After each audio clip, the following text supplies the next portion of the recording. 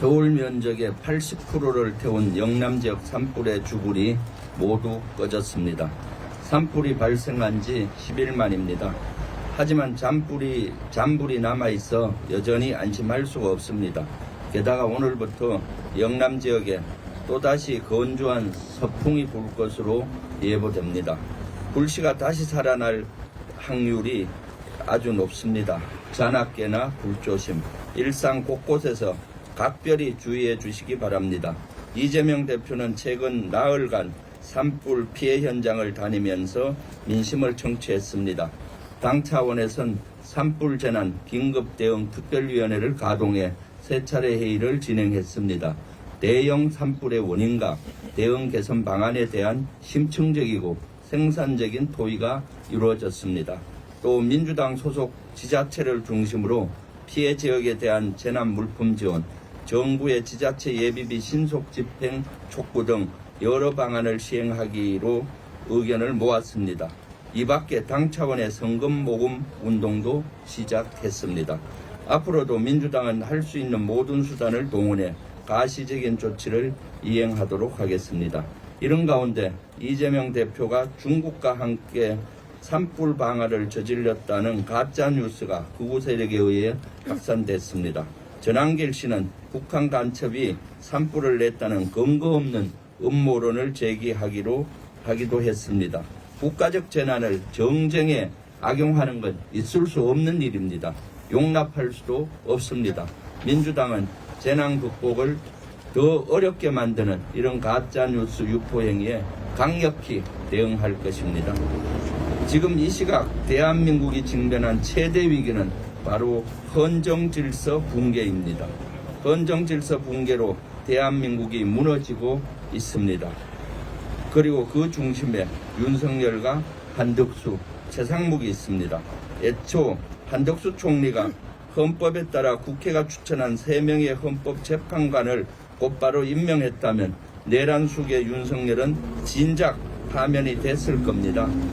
한덕수 총리는 이를 노골적으로 거부했습니다. 지금도 그렇습니다. 한 총리는 최상목 부총리와 마찬가지로 만역 후보자를 임명하라는 헌법재판소의 결정을 무시했습니다.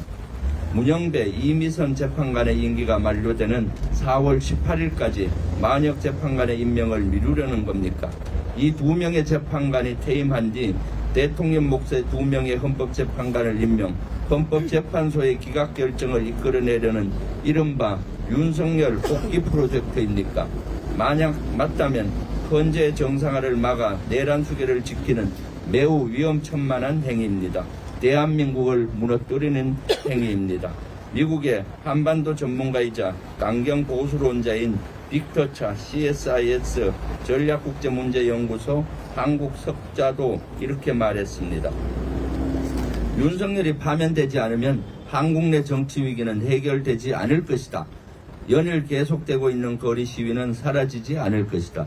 그리고 또 한국의 내란 사태로 인해 한미동맹에 조용한 위기가 찾아왔다고 진단했습니다. 미국의 에너지부의 민간국가 지정을 비롯해서 한미 고위급 접촉이 이루어지지 않고 있는 사항 등이 그 근거라고 지적했습니다. 어디 이뿐이겠습니까? 윤석열은 복귀하면 당장 2차 계엄을 선포할 것으로 보입니다. 윤석열 파면을 외친 정치인뿐만 아니라 언론인들, 일반 시민 여러분 모두 체포될 게 자명합니다. 비완벙커와 같은 은밀한 곳으로 끌려가 절단기와 야구 방망이 앞에서 강제 수사를 받아야 할 것으로 보입니다.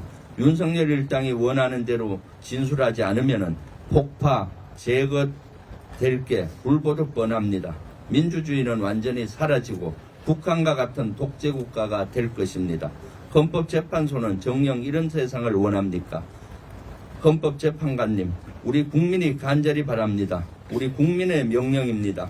윤석열에 대한 탄핵 심판 선고일을 당장 지정하십시오.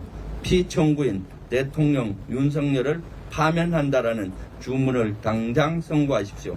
그렇지 않으면 헌법재판소의 신뢰는 바닥으로 주저앉을 것이고 헌법재판관들은 역사의 죄인으로 영원히 기록될 것입니다. 이상입니다. 다음은